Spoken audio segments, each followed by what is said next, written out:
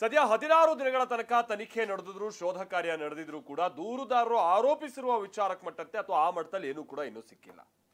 ಹೀಗಾಗಿ ಒಂದು ಮಧ್ಯಂತರ ವರದಿಯನ್ನ ಸಲ್ಲಿಕೆ ಮಾಡಬೇಕು, ಈಗ ಏನಿದೆ ಅನ್ನೋದು ಬಹಿರಂಗ ಆಗಬೇಕು ಅಂತ ಬಿಜೆಪಿ ಆಗ್ರಹಿಸ್ತಾ ಇದೆ. ಅದಕ್ಕೆ ತಕ್ಕಾಗೆ ಹೇಗಿದ್ರು ಕೂಡ ವಿಧಾನಮಂಡಲ ಅಧಿವೇಶನ ಬೇರೆ ನಡೀತಾ ಇರುವಂತಹ ಸಂದರ್ಭದಲ್ಲಿ ನಾಳೆ ಸದನದಲ್ಲೇ ಮಧ್ಯಂತರ ವರದಿ ಅಥವಾ ಅದಕ್ಕೆ ಸಂಬಂಧಪಟ್ಟಾಗೆ ತನಿಖೆಗೆ ಸಂಬಂಧಪಟ್ಟಂಗೆ ಏನೇನಾಗಿದೆ ಅನ್ನುವಂತಹ ಒಂದು ಮಾಹಿತಿಯನ್ನ ಗೃಹ ಸಚಿವರು ನಾಳೆ ಖುದ್ದಾಗಿ ಕೊಡೋರಿದ್ದಾರೆ. ಯಾಕಂದ್ರೆ ಖುದ್ದಾಗಿ ಗೃಹ ಸಚಿವರು ಈ ವಿಚಾರವನ್ನ ಮೊನ್ನೆ ಹೇಳಿದ್ದಾರೆ, ಇವತ್ತು ಕೂಡ ಮತ್ತೊಮ್ಮೆ ಪುನರುಚ್ಚರಿಸಿದ್ದಾರೆ, ನಾಳೆ ಹೇಳ್ತೀನಿ ಅಂತ. ಆದ್ರೆ ನಾಳೆ ಗೃಹ ಸಚಿವರು ಏನೇನು ವಿಚಾರಗಳನ್ನ ಪ್ರಸ್ತಾಪ ಮಾಡಬಹುದು, ಜೊತೆಗೆ ಈ ತನಿಖೆಗೆ ಏನಾದ್ರು ತಾತ್ಕಾಲಿಕ ಬ್ರೇಕ್ ಬೀಳುತ್ತಾ ಅಥವಾ ಇದು ಮುಂದುವರಿಯುತ್ತಾ, ಇದಕ್ಕೆ ಸಂಬಂಧಪಟ್ಟಾಗೆ ಸರ್ಕಾರದ ಮಟ್ಟದಲ್ಲಿ ಏನು ಯೋಚನೆಗಳು ನಡೀತಾ ಇದೆ, ಬನ್ನಿ ರಿಪೋರ್ಟ್ ಅಲ್ಲಿ ನೋಡ್ಕೊಂಬೋಣ.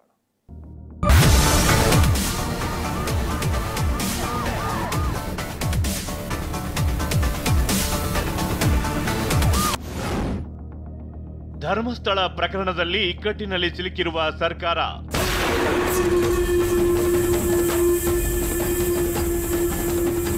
ಇನ್ನೆಷ್ಟು ಗುಂಡಿ ತೆಗೀತೆ ನೂರಾರು ಗುಂಡಿಗಳನ್ನ ಹಗಿಯೋದಕ್ಕೆ ಸಾಧ್ಯ ಆಗೋದಿಲ್ಲ. ತನಿಖೆಯ ಮಧ್ಯಂತರ ವರದಿಗೆ ಆಗ್ರಹಿಸುತ್ತಿರುವ ಕೇಸರಿ ಪಡೆ. ಒಂದು ಗುಂಪು ವ್ಯವಸ್ಥಿತ ಪಿತೂರಿಯನ್ನು ಮಾಡ್ತಾ ಇದೆ. ಯಾರು ಕೂಡ ಇದರಲ್ಲಿ ರಾಜಕಾರಣ ಮಾಡಬಾರದು. ಮಧ್ಯಂತರ ವರದಿಯನ್ನ ರಾಜ್ಯ ಸರ್ಕಾರ ಮಂಡಿಸಬೇಕು.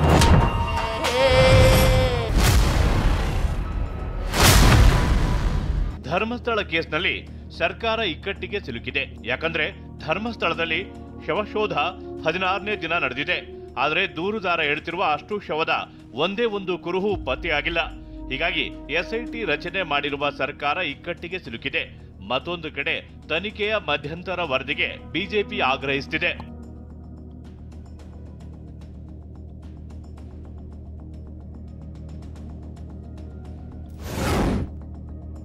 ನಾಳೆ ಸದನದಲ್ಲಿ ಉತ್ತರ ಕೊಡಲಿರುವ ಗೃಹ ಸಚಿವ ಪರಂ. ಧರ್ಮಸ್ಥಳದಲ್ಲಿ ಶವಶೋಧಕ್ಕೆ ತಾತ್ಕಾಲಿಕ ಬ್ರೇಕ್ ಏನೋ ಹಾಕಲಾಗಿದೆ.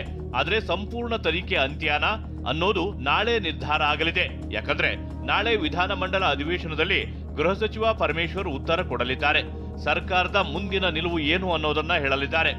ನಾನು ಈಗಾಗಲೇ ಸದನದಲ್ಲಿ ಕೂಡ ಹೇಳಿದ್ದೇನೆ ಮತ್ತು ನಾಳೆ ಸಂಪೂರ್ಣವಾದ ಉತ್ತರನೂ ಕೂಡ ಸದನದಲ್ಲಿ ಕೊಡೋದಕ್ಕೆ ಪ್ರಯತ್ನ ಮಾಡ್ತೇನೆ.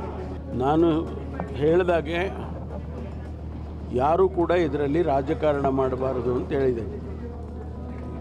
ಇದು ನ್ಯಾಯಕ್ಕೆ ಸಂಬಂಧಪಟ್ಟಿರ್ತಕ್ಕಂಥದ್ದು, ಕಾನೂನಿಗೆ ಸಂಬಂಧಪಟ್ಟಿರ್ತಕ್ಕಂಥದ್ದು.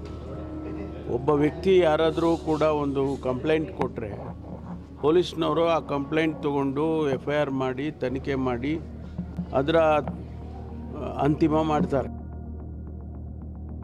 ಮಧ್ಯಂತರ ವರದಿ ಮಂಡಿಸಬೇಕು ಅಂತ ಬಿಜೆಪಿ ರಾಜ್ಯಾಧ್ಯಕ್ಷ ವಿಜಯೇಂದ್ರ ಆಗ್ರಹ ಮಾಡಿದ್ರು. ಇದಕ್ಕೆ ತಿರುಗೇಟು ಕೊಟ್ಟ ಪರಂ, ತನಿಖೆ ಆಗ್ಲಿ, ಸತ್ಯಾಸತ್ಯತೆ ಹೊರಗೆ ಬರುತ್ತೆ ಅಂದ್ರು. ತನಿಖೆ ನಡೀತಾ ಇದೆ, ತನಿಖೆ ಹೇಗೆ ನಡೀಬೇಕು ಅದನ್ನ ನಾನು ಹೇಳೋದಕ್ಕೆ ಸಾಧ್ಯ ಇಲ್ಲ. ಆದರೆ ಒಂದಂತೂ ಸತ್ಯ, ನಾವು ಸದನದಲ್ಲೂ ಕೂಡ ಆಗ್ರಹ ಪಡಿಸಿದ್ದೇವೆ, ಇದ್ರ ಬಗ್ಗೆ ಮಧ್ಯಂತರ ವರದಿಯನ್ನ ರಾಜ್ಯ ಸರ್ಕಾರ ಮಂಡಿಸಬೇಕು. ಇದನ್ನ ಹುಚ್ಚಾಟ ಹೀಗೆ ಮುಂದುವರಿದೇನೆ, ಇದು ಎಲ್ಲದಕ್ಕೂ ಕೂಡ ಶೀಘ್ರದಲ್ಲೇ ಇತಿಶ್ರೀ ಹಾಡಬೇಕು. ಈಗೇನು ಇನ್ವೆಸ್ಟಿಗೇಷನ್ ಆಗ್ತಾ ಇದೆ, SIT ನಡೀತಾ ಇದೆ, ಅದು ಅಂತಿಮ ಆಗೋದಕ್ಕೆ ಬಿಟ್ಟರೆ ಅವನು ಸತ್ಯಾಸತ್ಯತೆ ಗೊತ್ತಾಗುತ್ತೆ.